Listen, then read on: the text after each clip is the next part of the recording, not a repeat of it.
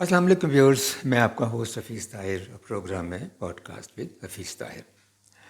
Viewers, दुनिया में अगर एक सेगमेंटेशन की जाए तो कुछ लोग बाज़मीर होते हैं और कुछ लोग बेज़मीर होते हैं।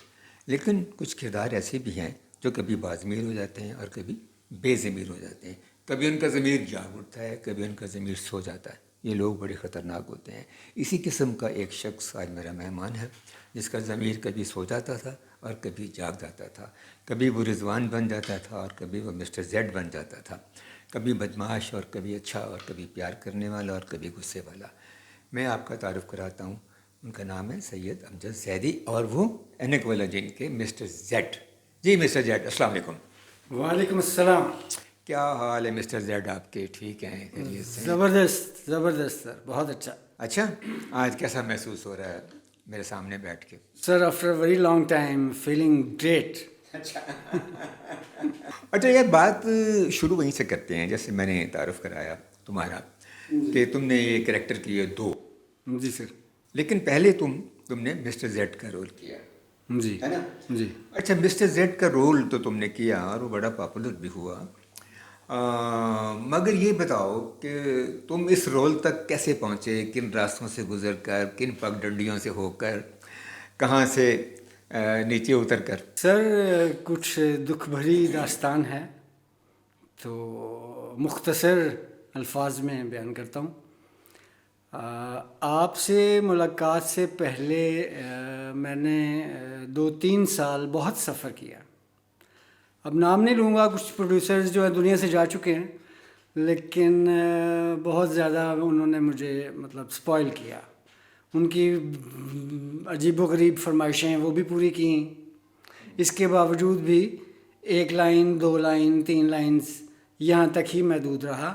आज की कहानियाँ की मैंने बहुत ज़्यादा, लेकिन कोई नहीं। फिर आप तक पहुँचे तो दिल ने गवाही दी उसी वक्त कि हाँ अब ठीक पॉइंट पे पहुंचा हूँ, अब बात बनेगी। यस।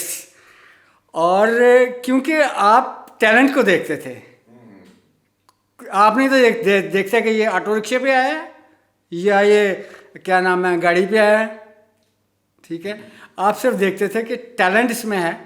अगर टैलेंट है तो मोस्ट वेलकम करते थे आप। यस। तो फिर मतलब मेरे तक कैसे पहुँचे? किसने इंट्रोड्यूस कराया और कैसे आए और क्या खुद ब खुद आ गए? इंट्रोड्यूस करवाया था सर किसने? मिस्टर वाई का, जिसने रोल किया ना। अच्छा, अजीज़। अजीज अजीज़ खान ने? अजीज। अच्छा अच्छा अच्छा अच्छा। जब मैंने तुम्हें कहा कि तुम्हारे लिए एक रोल है और तुम्हारे नाम से ही मैंने उसका नाम रखा जैदी, यानी Zed। Mister Z. राइट। और जब मैंने तुम्हें कहा कि तुम टिंट करा दो और सर के ऊपर बाल लगवा लो पंक्स की तरह, तुम्हें क्या महसूस हुआ उस वक्त? सर फ्रैंकली स्पीकिंग तो मुझे उस वक्त नापसंद हुआ। मुझे ये था कि एज इट इज़ ही मुझे मिले तो वही बेहतर होगा मेरे लिए। लेकिन आपने फिर जब कुछ डिटेल्स बताई कि ये आप मान जाओ, आप दुआएं दोगे मुझे कि ये तो आते ही हिट है। और फिर ऐसा ही हुआ सर। मतलब पहला सीन आते ही, मतलब जिन राहों से गुजर के जाता था उन राहों में लोग खड़े होने शुरू हो गए, स्पेशली स्पेशली फीमेल्स। असल कहानी ये है। हाँ जी। अच्छा, तो बहुत लुत्फ आया सर। ये करेक्टर करते हुए जो तुम्हारी जिंदगी का बेहतरीन मोमेंट था वो क्या था? सर ज़िंदगी का जो बेहतरीन मोमेंट था वो ये था कि जब इमरान खान साहब ने हमें कॉल किया शौकत खानम, जिसमें कि जमाइमा भी इनवाइटेड थी और प्रिंसेस ऑफ वेल्स डियाना भी इनवाइटेड थी।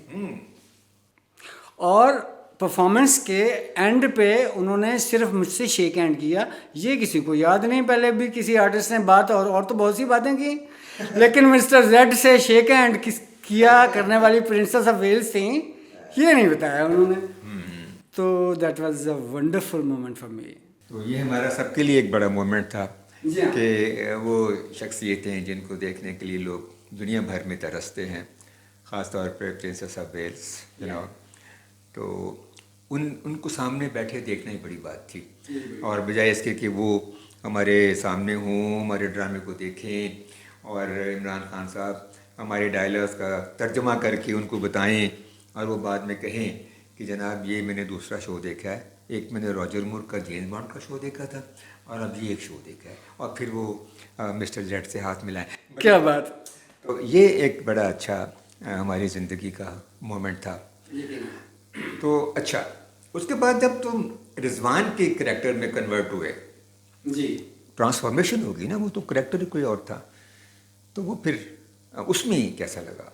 सर अच्छा था, वो भी अच्छा था। मुझे याद है आपने मुझे कहा कि मुझे इसमें एक्टिंग नहीं चाहिए। अमजद ज़ैदी जो असल अमजद ज़ैदी का कैरेक्टर है ना, बस वही मुझे चाहिए। अमजद ज़ैदी कैसे बात करता है, अमजद ज़ैदी कैसे गुस्से का इजहार करता है, कैसे खुशी का इजहार करता है, मुझे वही सब चाहिए। तो वो भी ज़बरदस्त था। वो फिर मील फ़करी को मैंने कहा कि यार एक करैक्टर तो कर दे ਐਨਕ ਵਾਲਾ जेल में, वो कहता भाईजान की तुसी मैनू बल्दी दे बूथे च पा रहे हो। सही है, सही है।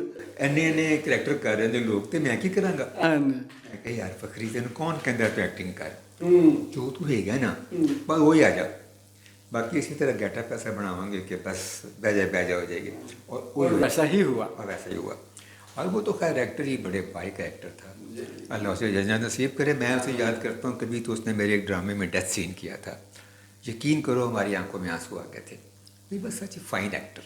तुम्हें चुड़ैलों में से और जादूगरनियों में से कौन सी आर्टिस्ट अच्छी लगी? अनका जादूगरनी और मकड़ी चुड़ैल और बिल बतौड़ी वगैरह वगैरह। सर यकीनी तौर पे बिल बतौड़ी को ही नंबर 1 तो देना पड़ेगा ना सर, क्योंकि मौका भी ज़्यादा उसे ही मिला। उसे भी मिला तो उसके बाद अलबत्ता अनका जादूगरनी है ना, लेकिन अनका जादूगरनी ये हमीद को बड़ी पसंद थी। हालांकि उसका करैक्टर मैच्योर हो गया हुआ था, और हमने कहा कई बार हजूर बस जाने दे, बट नहीं। उन्हीं के सीन आ रहे होते थे, ना दे रहा ना चांद, क्या वो उसका डायलॉग था बड़ा। अब क्या था वो, मैं भूल रहा हूँ, अडम्बरा कडम्बरा ऐसे ही था कुछ। चलो डायलॉग्स की बात हो रही है तो ज़रा अपना कोई डायलॉग तो सुनाओ, जिसका मैंने अभी जिक्र भी किया शुरू में अपने व्यूअर्स के साथ, वो ज़मीर वाला। मिस्टर वाइल्ड है ना, वो गालिबन मेरी नाक को वो टच करता था, ऐसे कुछ था, हाँ ऐसे कुछ था। तो जब अचानक ही ज़मीर जाग जाता था और मैं अपने लोगों के ही खिलाफ हो जाता कि नहीं यार ये अच्छी बात नहीं है, हमें ऐसा नहीं करना चाहिए, क्योंकि ये पूरा ट्रैक आपको मालूम है कि ये नेगेटिव। हाँ, वो तुम इस तरह कहते थे, बॉस मेरा ज़मीर जाग गया, मेरा ज़मीर जाग गया और अब जो है वो ये बुरे काम छोड़ दें। मैं मस्जिद चले नमाज पढ़ने के लिए लग गया। अब मेरा ज़मीर सो गया है। तो फिर मिस्टर वाइल्ड को आ जाता, वो मुझे ना ऐसे नाक पे ना कुछ हाथ लगाता या टच करता, तो फिर मैं वापस आ जाता मिस्टर जेड के उसमें। मैंने अपने उसी नेगेटिव यानी ज़मीर फिर कभी सो गया कभी जाग गया। तो ऐसे करैक्टर तो हमारी पूरी ज़िंदगी में पाए जाते हैं, जिनका ज़मीर कभी जाग जाता है, कभी ज़मीर जिनका सो जाता है। जब उनका अपना मामला होता है तो उनका ज़मीर जाग जाता है, जब किसी और का मामला होता है तो उनका ज़मीर सो जाता है। ऐसे ही हमारे सियासतदान भी हैं, ऐसे ही ताजर भी हैं, कई, सब तो नहीं, खैर अच्छे भी हैं। तो ये बहरहाल एक बड़ा एक हमीद साहब ने बड़ा इसको अच्छा लिखा, तुमने अच्छा किया। अच्छा, परियां बहुत थी, बेशुमार परियां उसमें, और बड़ी अच्छी अच्छी परियां। कोई परी अच्छी लगी? सर नहीं है, कोई परी अच्छी नहीं लगी? सर वो खलाई मखलूक में लड़की थी एक Tahira Awan, गोशी। Sir she was good, वो अच्छी लगी है ना, लेकिन दिल को नहीं लगी। नहीं अच्छा। एक्चुअली हुआ यूं कि मैं ऑलरेडी इन्वॉल्व हो चुका था कहीं। हाँ, बस यही बदनसीबी होती है कि जब आदमी के आसपास लोग होते हैं तो फिर वो कहीं और इन्वॉल्व हो जाता है। चलिए एनीवे आगे चलते हैं। अच्छा ये बताओ कि एनिकोलॉजिन जब तुम कर चुके तो आम जिंदगी में उसका कोई फ़ायदा हुआ? बहुत मोहब्बतें मिली, बहुत इज़्ज़तें मिली, लेकिन कोई फाइनेंशियली ख़ास तौर पर फ़ायदा नहीं हुआ। उसमें तुम क्या सोचती हो? उसमें तुम्हारा अपना कसूर है या माशरे का कसूर है या लोगों का कसूर है? ये क्या होगा? लोगों ने बड़े पैसे कमाए। फिर मैं खुद पे ही ले लेता हूँ सर। अच्छा। मेरा ही कसूर यकीनन। अच्छा। जी हाँ। और सबसे बड़ा ये कि सून आफ्टर एनकोलॉजिन मैं लाहौर छोड़ गया। भाई ये गलती की ना, बहुत बड़ी गलती की, ट्रैक से उतर गए। अच्छा। अभी 1.5-2 साल पहले जो तकरीबन साल भर हम साथ रहे, किसी चैनल में आप कंटेंट हेड थे तो वहाँ भी मैंने आपको असिस्ट किया। अलिफ टीवी में, अलिफ चैनल में। हाँ जी। तो वो आपका एक जुमला मुझे याद है, आपका भी याद आ जाएगा। आपने कहा कि तुम मेरे वाहिद आर्टिस्ट हो जिसने 3 साल काम किया और 30 साल रेस्ट किया। हाँ, 30 साल के बाद वापस आए। बस ये मैं समझता हूँ कि तुम्हारी कोई किस्मत की खराबी ही कहा जा सकता है या डिसीजन मेकिंग की। देखिए, अल्लाह ताला कभी इंसान को नुकसान नहीं पहुँचाता, ये एक तय बात है। अल्लाह ताला इंसान से मोहब्बत करता है। अल्लाह ताला ने उसे अशरफुल मखलूक़ात बनाया सुभान अल्लाह। और वो उसे माओ से ज़्यादा मोहब्बत करता है। तो मेरा ख्याल ये है कि जो हमारी नाकामियाँ हैं या हमारी मुसीबतें हैं वो हमारी अपनी तख्लीक करदा होती हैं। हालांकि मैंने तुम्हें कई जगहों पे प्रमोट करने की कोशिश की, तुम्हें मैंने गाना भी सिखाने की कोशिश की। तो वो क्या वाक़या हुआ जब मैंने तुम्हें अक्सर अखियों के बाद भेज दिया था, तो फिर उसके बाद क्या हुआ ज़रा बताओ, क्यों तुमने कंटिन्यू नहीं किया? सही बताना बिल्कुल। सर आपको याद होगा यकीनन कि हमने हारमोनियम भी खरीद लिया था। हाँ बिल्कुल। अब सच बोलना पड़ेगा, क्या करें। बोले अख्तर अखियाँ साहब से मैंने ABC सीखनी तो शुरू कर दी। अब मसला ये हुआ, जो ही उन्होंने अंदर आना है, PTV में आना है, अंदर दाखिल होना है, तो उन्होंने मुझे कहना है कि यार बाहर रिक्शे वाला खड़ा है तो उसको ना किराया देना है, तो जाओ उसे किराया दे आओ। अच्छा। 1 बार 2 बार 3 बार 4 बार 5 बार।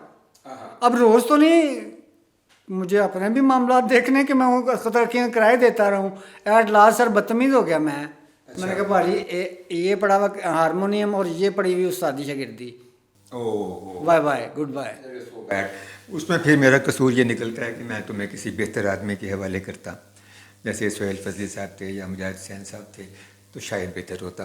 बहरहाल अब वो भी दुनिया में नहीं रहे, अल्लाह ने माफ़ करे। लेकिन एनीवे तुम्हारा कैरियर उन्होंने मौसीकी में ज़रूर ख़राब हुआ उनके बिहेवियर की वजह से। मगर इसमें तुम्हारा कसूर ये है कि तुमने मुझे बताया नहीं। तुम मुझे बताते मैं तुम्हें किसी और के हवाले कर देता। तो इस तरह जो इंसान के अपने गलत फैसले होते हैं ना, वही बस इंसान को तंग करते हैं। लेकिन चलिए ये बताओ कि तुम मुझे कुछ गा के सुना सकते हो, जैसे कोई अल्लामा इकबाल की चीज़। कभी ये हकीकत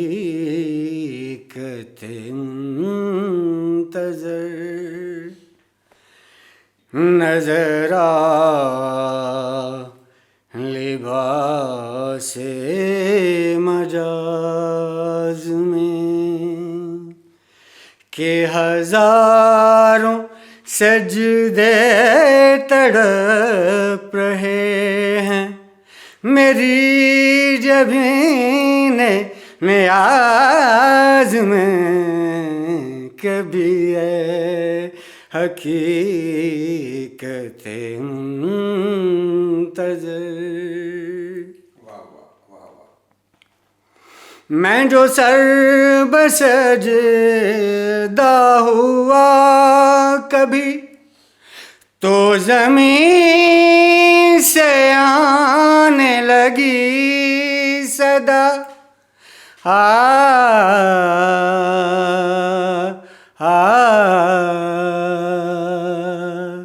मैं जो सर बसजदा हुआ कभी, तो ज़मीं से आने लगी सदा, तेरा दिल तो है सनम आशना, तुझे क्या मिलेगा नमाज में, तेरा दिल तो है सनम आशना, तुझे क्या मिलेगा नमाज में, कभी है हकीकत मुंतज़र। वाह, वाह, वाह, बहुत खूब। नाज़रीन, आपको भी इनका गाना अच्छा लगा होगा, और मैं समझता हूँ कि अभी भी पंजाबी में कहते हैं ना कि डिग्गिया बेरंदा कुछ नहीं बिगड़िया। अभी भी अगर ये चाहे तो मौसीकी की दुनिया में वापस आकर दूसरों को, लोगों को हैरान कर सकता है। लेकिन अब ये इसकी मर्ज़ी है। हम इससे पूछते हैं कि जब इसने ऐनक वाला जिन छोड़ा तो इस फ़न से कतई ताल्लुक़ क्यों किया? क्या चीज़ थी जो खींच के ले गई? हाँ सर, मजाज।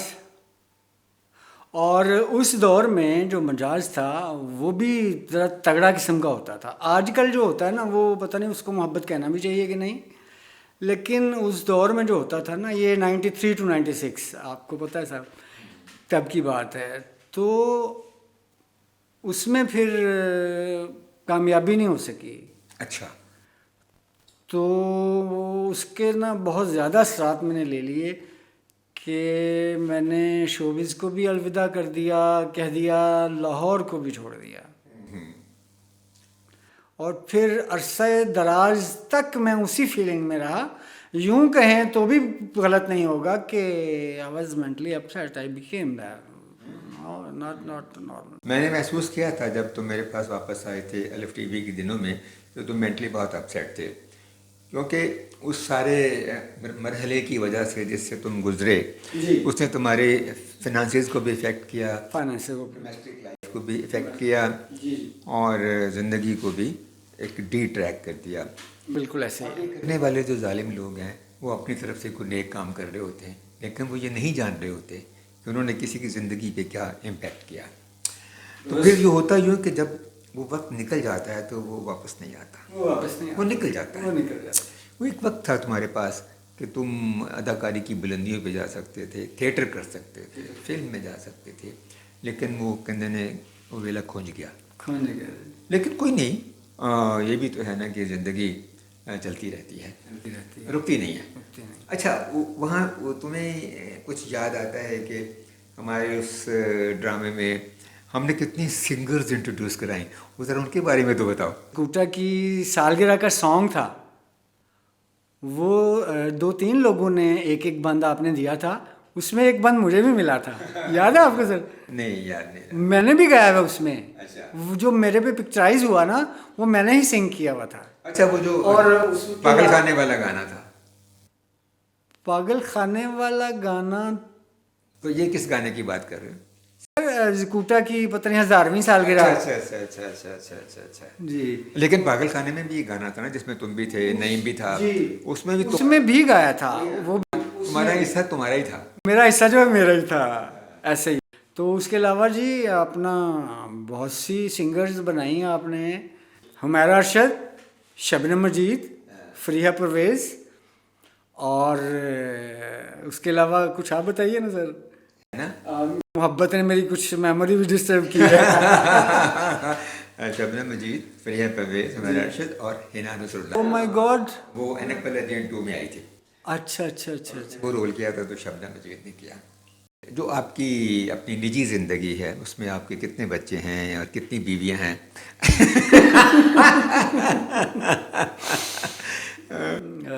2 बेटे हैं सर। अच्छा। एक बेटी और एक ही शादी। अच्छा, एक ही बीवी है यार, बड़े अफसोस की बात है। कम से कम 2 तो होने चाहिए। जी सर, ट्राई कर रहा हूँ। चलिए ऐसा करते हैं कि ये तो आपने अल्लामा इकबाल का कलाम सुनाया, कोई और चीज़ सुनाओ जो तुम्हें बहुत पसंद हो। सर आबिदा परवीन का एक 2 शेर उन्होंने पढ़ा हुआ है, आपको अच्छा लगेगा। हर तरन्नुम में मिली है तेरी आवाज़ मुझे, एक ही नगमा सुनाता है हर एक साज मुझे, हर तरन्नुम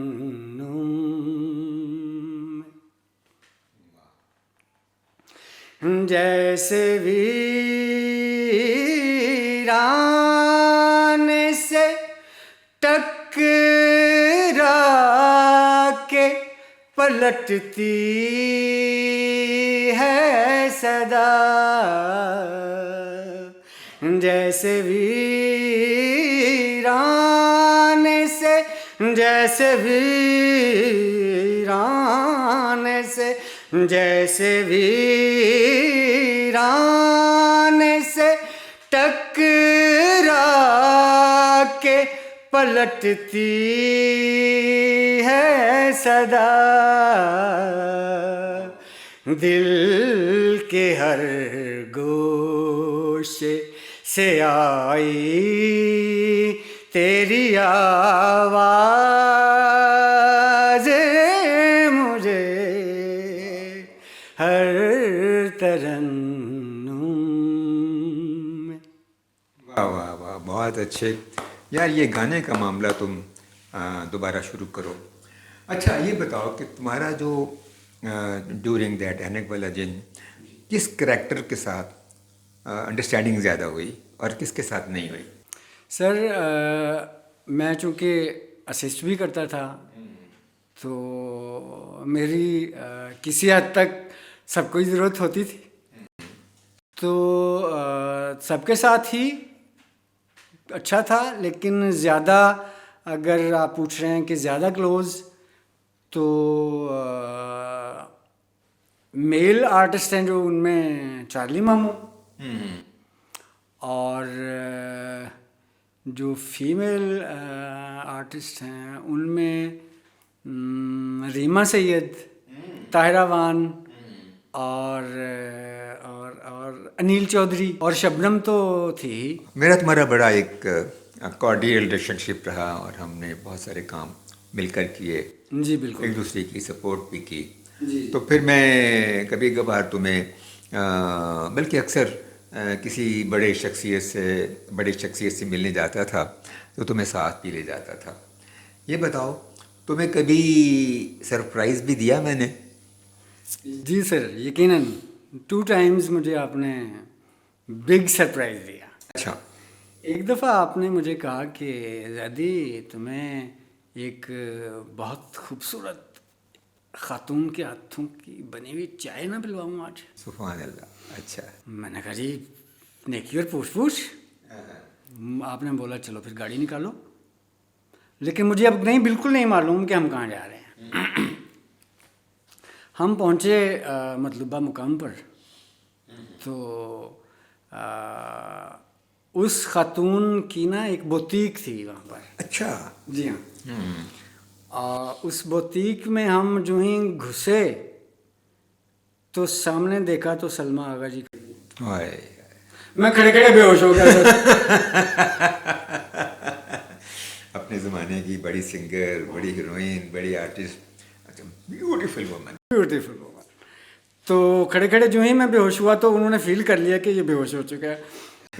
लेकिन बिकॉज ऑफ मिस्टर जेड वो मुझे जानती थी, तो फिर उन्होंने मुझे हिला के जगाया कि आ जाओ, मैं कोई ख्वाब नहीं है ये, आओ। तो मुझे बिठाया, फिर उन्होंने अपनी कबर्ड में से ना वो टी बैग्स, इलेक्ट्रिक कैटल, वो सारा सामान जो था वो निकाला और वहीं पे उन्होंने चाय फ़ौरन बना ली। और ना ये और एक और भी है सर, आपने बोला कि आज एक भारी भरकम इंसान से आपकी मुलाकात करवाई जाए। अच्छा। तो हम पहुँचे वहाँ पे गेट पे, तो आपने मखसूस अंदाज में अपनी गाड़ी का हॉर्न बजाया। तो गेट ऐसे ओपन हो गया, दरबान सामने खड़ा था जी, आप ठीक है, उसकी रहनुमाई में गाड़ी को पोर्श में पार्क किया गया। तो फिर उसी दरबान की रहनुमाई में हम एक ड्राइंग रूम में पहुँचे, और हम ड्राइंग रूम में पहुँचे तो क्या देखते हैं कि नुसरत फ़तेह अली ख़ान साहब आगे बैठे हैं, हारमोनियम पड़ा है साथ, और वो अपनी एक स्टूडेंट को रिहर्सल करवा रहे हैं। कौन सी स्टूडेंट? सर शबनम मजीद। सर एक और बात उनकी जो मुझे ऐसे ऐसे इधर और अभी तक याद है, वैसे I don't have a good memory, लेकिन कोई बात जो है वो ऐसी अट्रैक्ट करती है तो वो दिल में लाइक, उन्होंने थोड़ी देर के बाद इंटरकॉम उठाया, अंदर में बात की कोड वर्ड्स में, ठीक है जी, और in a few minutes call back I, फिर वो अंदर वाले दरवाजे के पास चल के खुद गए, और ट्रॉली लवाजमात से भरी हुई वो खुद वो लेके आके उन्होंने सामने। क्या मंजर था है जारी, वाह वाह वाह। हम दोनों बैठे हैं और इतना बड़ा आर्टिस्ट जो है वो ट्रॉली खुद लेके आया, खुद लेके आ रहा है। और फिर इससे बात यहाँ पे ख़त्म नहीं हुई सर, उन्होंने आपके लिए चाय खुद बनाई, आपको खुद सर्व की, फिर आपने बोला कि खान साहब आप बैठें प्लीज़, तो शबनम बाकी काम कर लेती है, तो फिर मेरे लिए चाय और अपने लिए और खान साहब के लिए फिर वो शबनम ने बनाई। लेकिन ये मुझे 100% कन्फर्म है कि आपके लिए उन्होंने खुद चाय बनाई। Beautiful times. खान साहब मुझसे बहुत मोहब्बत करते थे। मुझे याद है एक अफाना उनके घर में कोई तकरीब थी, तो इंडिया से एक साहब आए थे जो छोटे गुलाम अली खां के रिश्तेदार थे जी, और उन्होंने मेरा तारुफ कराया था कि ये हफीज़ ताहिर साहब हैं, जिनकी वजह से पाकिस्तान टेलीविज़न में मौसीकी की इज़्ज़त कायम है, वल्लाह लाज रखी हुई है। तो वो मेरे लिए ये तमगा ही था एक तरह से, इतने बड़े आर्टिस्ट तरफ से। और उसकी बैकग्राउंड ये है कि खान साहब को पहली दफ़ा नीलाम घर में मैं लेके आया था, फैसलाबाद में हमने प्रोग्राम किया था सरीना होटल में। अच्छा, और खान साहब ने वो गाई थी, छाप तिलक सब छीन ली मुझे नैना मिलाई के, मुझसे नैना मिलाई के। तो वो खान साहब हमेशा उनका ज़मीर बहुत शानदार था, और उनका दिल बहुत सोने का दिल भी क्या कह सकते हैं, बल्कि गुलाब का दिल था। क्या बात है। और वो कभी नहीं भूलते थे किसी की ज़रा सी नेकी और किसी की ज़रा सी मेहरबानी। तो वो तो एक बहुत बड़ा आदमी था, और उनसे हमारी जो मुलाकात इकट्ठे हुई है वो हमारे लिए बहुत प्रेशियस है। Yes of course. अच्छा, अब आगे बढ़ते हुए, बल्कि इख्तिताम की तरफ बढ़ते हुए, ज़रा वो आवाज़ तो सुनाओ जो तुम एज ए मिस्टर जेड सुनाया करते थे। बात करते करते ना, बात के कोई भी डाला गया तो उसके आखिर में बोला है, मिसाल के तौर पर ऐसे, अब एग्जैक्ट तो मैं भूल गया हूँ, बट समथिंग लाइक दैट।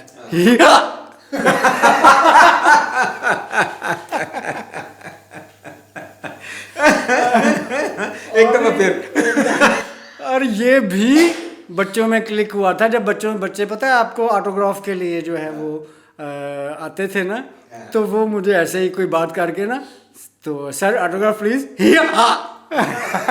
बच्चे ऐसे। वाह ज़ाती, बहुत मज़ा आया तुमसे बात करके, और अल्लाह तुम्हें वापस से ज़िंदगी में ले आए और तुम्हें अपनी मोहब्बतों से, अपनी इनायतों से नवाजे। आपने मिस्टर जेड से मुलाकात की, मिस्टर रिजवान से मुलाकात की, यानी एक ही वक्त में दो शख्सियतों से मुलाकात की, और एक तीसरे शख्स से मिले जिसका नाम है सैयद अमजद जैदी। तो उससे मिलना भी बहुत ज़रूरी था, और मैंने कोशिश की कि इन तीनों शख्सियतों से आपकी मुलाकात कराऊँ। उम्मीद है आपको ये प्रोग्राम अच्छा लगा होगा, और अगर अच्छा लगा है तो लाइक कीजिए, शेयर कीजिए, सब्सक्राइब कीजिए, बेल आइकॉन को सॉफ्टली टच कीजिए, और मेरे चैनल के साथ जुड़े रहिए। पाकिस्तान पाइंदाबाद।